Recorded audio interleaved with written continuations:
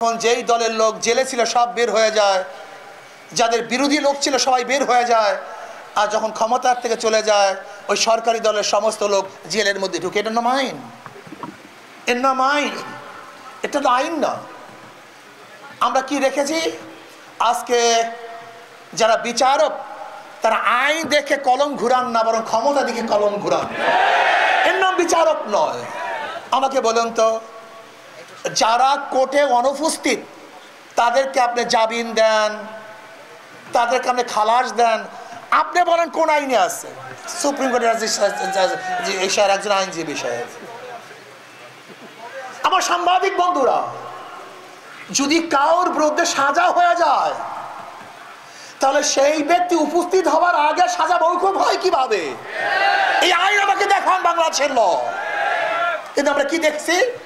সরকার পরিবর্তন হওয়ার সাথে সাথে যারা অনুপস্থিত তাদেরও খালাস। আজীব এক দেশ। আমরা কি দেখেছি? সরকার পরিবর্তন হওয়ার সাথে সাথে সুপ্রিম কোর্টের চিফ জাস্টিস খালাস হয়ে গেছে, সেও নেই। আমরা কি দেখেছি? সরকার পরিবর্তন, আইজি তিনিও পরিবর্তন, সরকার পরিবর্তন, সিআইডি প্রধান পরিবর্তন, ডিজিএফ এর প্রধান তিনিও পরিবর্তন।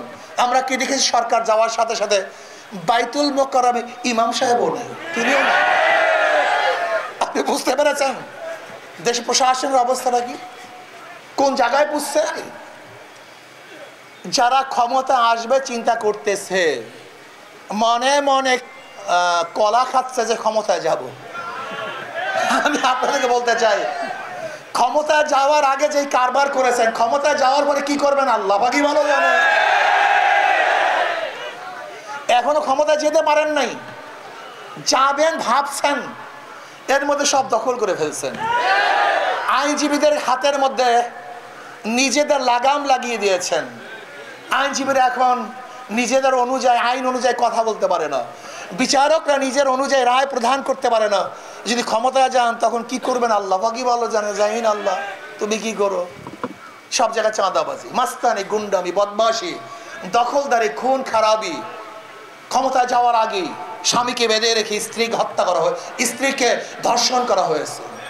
ক্ষমতায় যাওয়ার আগে অবস্থাটা কি? বগুড়ায় দেখেছেন, এক বিএনপির লোক মেয়েকে বিবাহ করার প্রস্তাব দিয়েছে, কিন্তু বাবা রাজি নন। সেই মেয়ের সামনে বাবাকে হত্যা করা হয়েছে।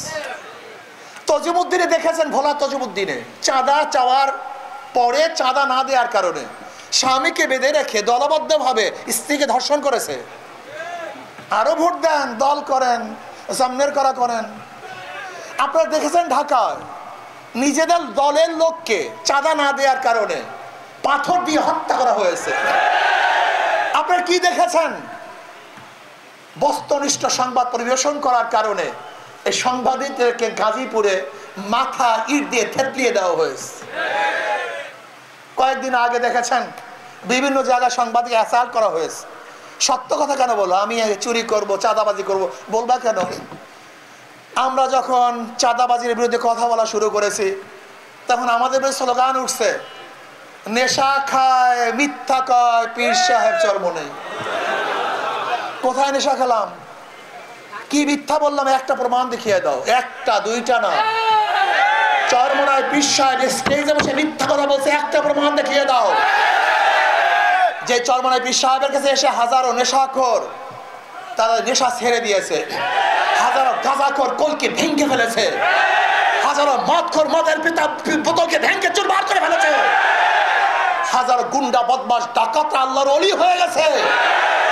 তাদের বিরুদ্ধে স্লোগান দাও, নেশা খায়, মিথ্যা বলে, পীর সাহেব চর্ম নেই। সময় আসতেছে গজবের, গজবের সময় আসতেছে, অপেক্ষা করো। আল্লাহ পাক ছাড় দেন, ছেড়ে দেন না।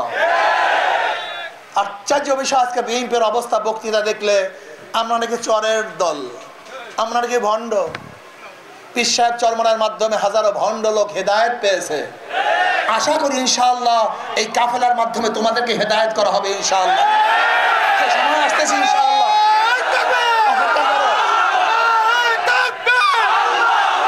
এক সাংবাদিক আমাকে প্রশ্ন করেছে,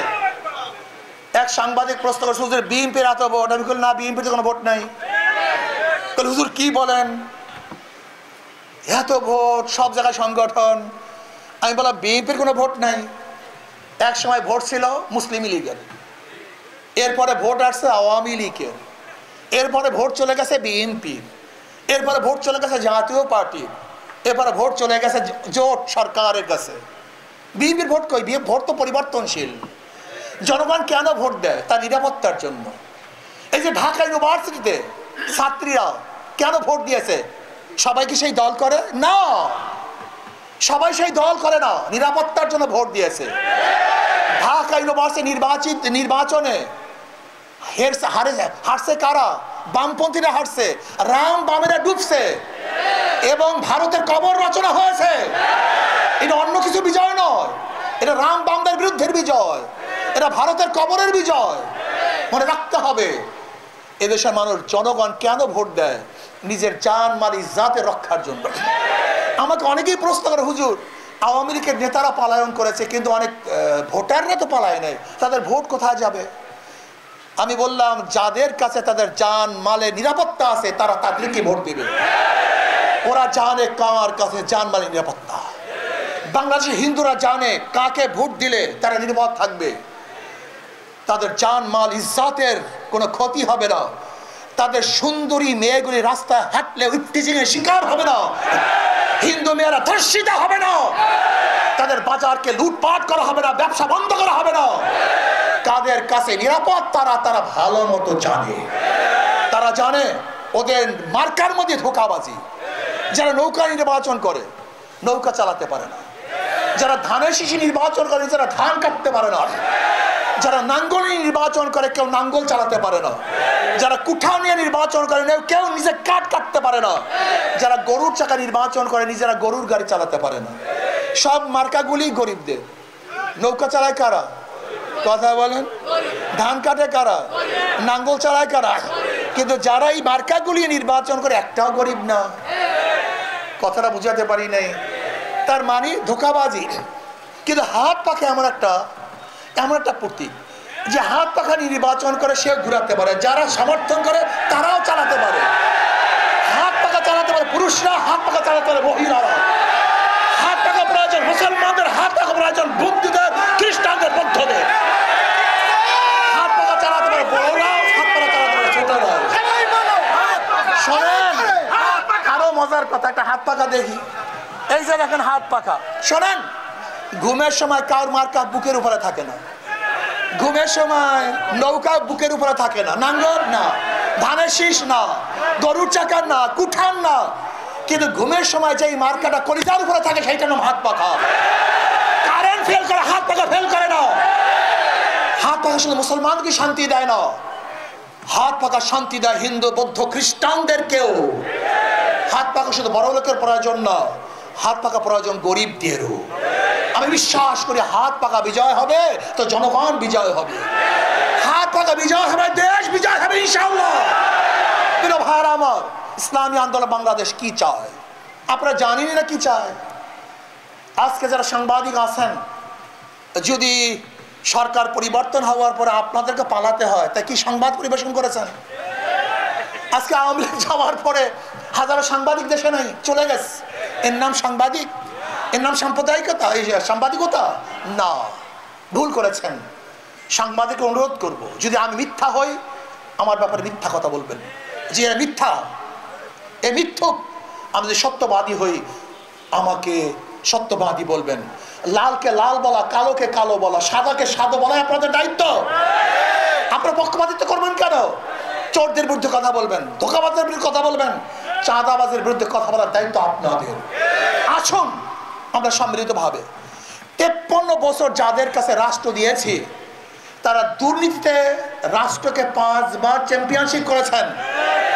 বিএনপির এখন স্লোগান কি? জিয়াউর রহমান সাহেব এইটা করছে, জিয়াউর রহমান সাহেব এইটা করছে। আচ্ছা বলেন তো, জিয়াউর রহমান সাহেবের আদর্শের বুলি দিয়ে, এই বক্তৃতা দিয়ে সত্তা সাহেবকে ক্ষমতা আসছিল না? কিন্তু সে কে করেছে? জিয়াউর রহমান সাহেব এইটা করছে, সে সেইটা করেছে। 91-তে এই স্লোগানের মাধ্যমে খালেদা ক্ষমতায় আসে নাই, সে কি করেছে? জিয়াউর রহমান সাহেব এইটা করছে, তার আদর্শ দিয়ে 2001-এ বিএনপি ক্ষমতায় ছিল না? তারা কি করেছে? হ্যাঁ, কি করেছে আমরা জানি।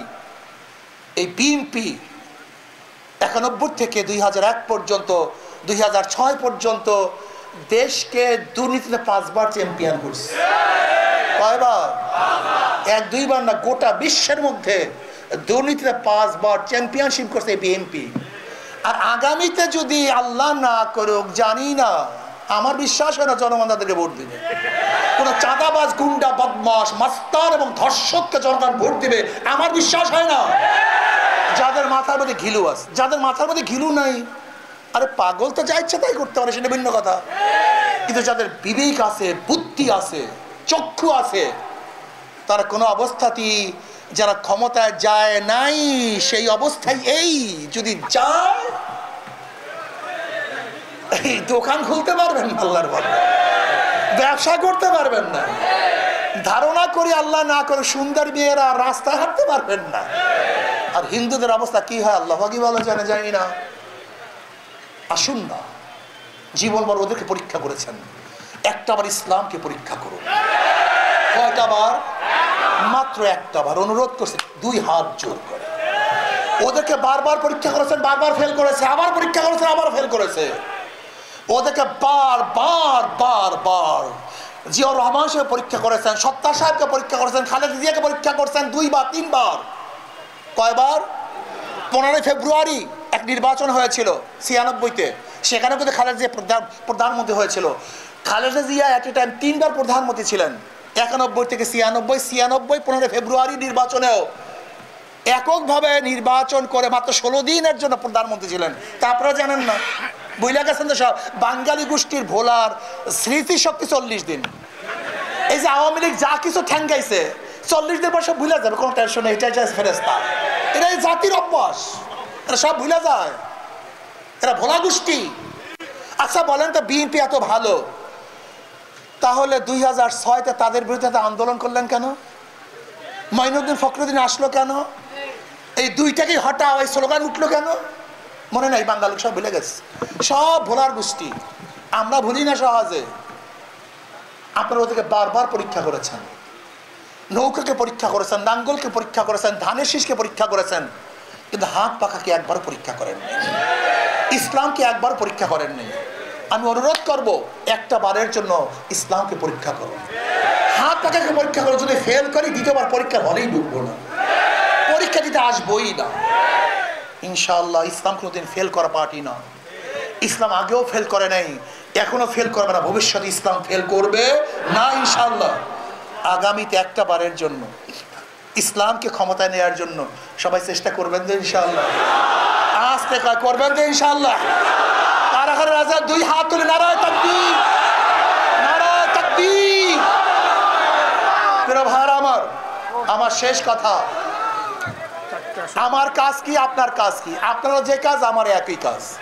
এখন থেকে দাওয়াত আমাদের বাগেরহাট। শোনেন, একটা কথা বলতে হয়, আমি নির্বাচন কমিশনকে বলবো, আপনি যেইভাবে ভাগ করেছেন, এই অঞ্চলের জনগণ এইভাবে ভাগ চায় না। আর আপনি ভাগ করেছেন জনগণের স্বার্থের জন্য।